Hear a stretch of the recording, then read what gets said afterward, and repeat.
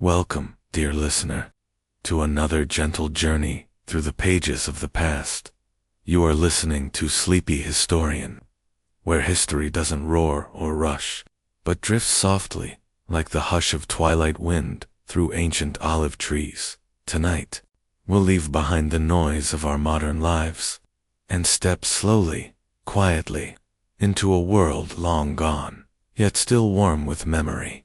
A peaceful day in Athens, not the Athens of epic battles or golden speech, but a quieter Athens, full of slow footsteps, sun-warmed stone, and soft voices echoing in shaded courtyards.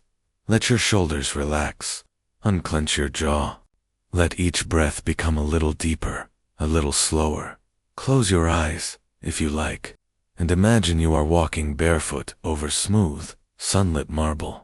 There is no hurry here, no task to complete, just a soft, wandering story to carry you gently into sleep. The sun is just rising above the horizon, a soft gold disk brushing its fingers across the city. Athens stretches and yawns, her streets still sleepy, the air fresh and cool. The agora, the city's heart, begins to stir. Vendors move slowly as they prepare their stalls. Their motions are deliberate, unhurried, practiced from years of habit. One unfolds woven linens and lays them with care across the wood. Another carries amphorae, their clay bodies cradled gently like babies, each one filled with fragrant oil, pressed from the olives of nearby groves. The smell of barley bread drifts from a nearby oven, warm and nutty, with the faintest touch of honey. A stray dog pads past a sleeping cat, careful not to wake it. You can hear the quiet chatter of early visitors. A woman greets her neighbor with a nod, her voice low and soft. A young boy clutches a bronze coin, shyly asking for a fig, and the old vendor smiles as he hands over two. Philosophers begin to appear, robes loose, hands gesturing slowly as they talk in circles, not to reach conclusions, but simply to think, aloud that is not noisy. The agora breathes more than it bustles, and the city begins its day. By late morning, Athens has awakened fully, but gently. The streets are dappled with sun and shadow, where fig leaves dance overhead, and clay rooftops glisten faintly with dew. There is a hum to the city now, not loud, not jarring, but a comforting rhythm, the sweep of a broom across stone, the quiet trickle of water poured from a clay jug, the sound of sandals tapping over dust. In a small courtyard, a woman sits beside her daughter. She spins wool from a basket, pulling the thread with calm, patient fingers. The spindle turns slowly, like a clock that has no urgency. Her daughter mimics her, awkwardly, dropping her thread but laughing softly.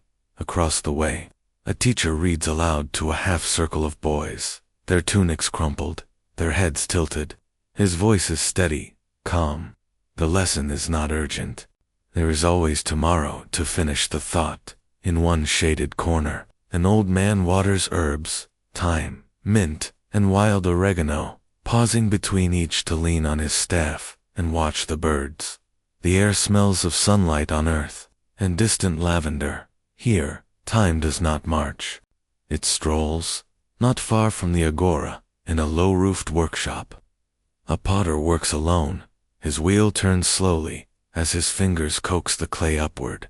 From formless lump to elegant jug, he hums.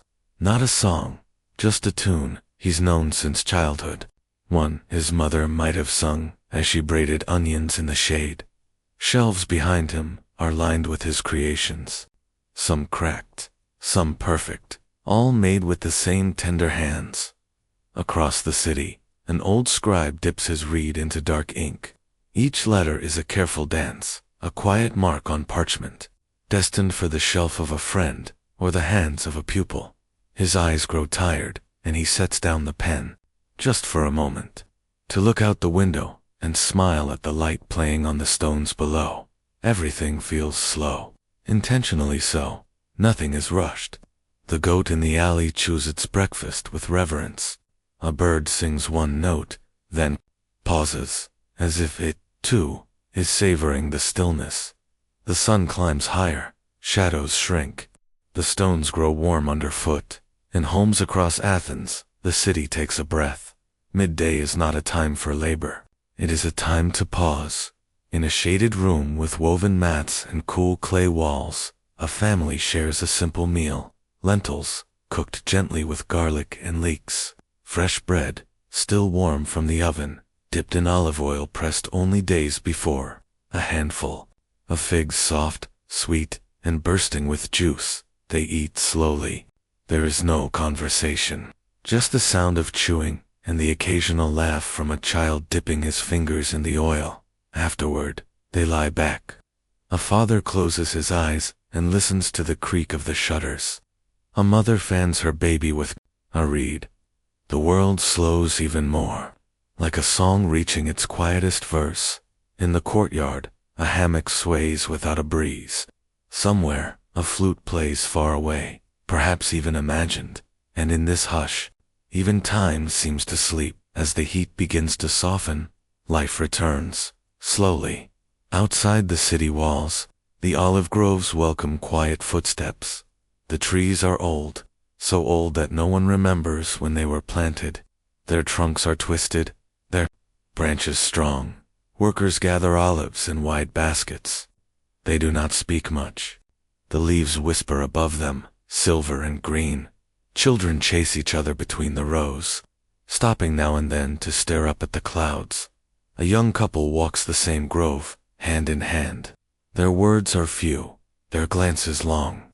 They pause beside a tree and share a piece of bread, and perhaps a kiss. The sky above is vast and endless. A single bird glides overhead. There is no rush. There never is, among the olive trees. The city begins to glow. Sunset in Athens is a slow unfurling of gold, then rose, then soft purple twilight. From rooftops, the people watch. Torches flicker to life, casting long shadows along the walls. The Parthenon, high above, catches the last rays of light, its columns blushing pink, as if shy to say goodbye to the day. Children run beneath arches, their laughter fading into the dusk. A mother sings to her baby, swaying gently. An old man tunes his lyre, plucking one gentle note at a time. He plays not for an audience, but for the sky, or perhaps for the memory of someone he once loved. The scent of rosemary rises with the cooling air. Dogs curl on doorsteps. Candles glow behind shuttered windows. Evening in Athens is not an ending. It is a soft continuation. Now, the sky is velvet and full of stars. The Acropolis stands silent, a sleeping guardian. Below, the city sighs, in rest. Footsteps are rare now. Only the quiet crunch of sandaled feet on dust, and even that will soon fade. From a garden, the soft call of an owl. From a window, the hush of deep, even breath. Somewhere, a woman prays, not aloud, just a wish, whispered into the darkness for her family's health, for peace, for nothing to change too fast. And here you are, floating beside this ancient world, weightless, safe. You can rest now. Let your thoughts drift like smoke from a clay lamp. Let your limbs sink into your bed like stones warmed by sun. You are not alone. You are with Athens, with time, with peace. Sleep well, dear listener. May your dreams be as gentle as this city's sigh. Until next time, from Sleepy Historian.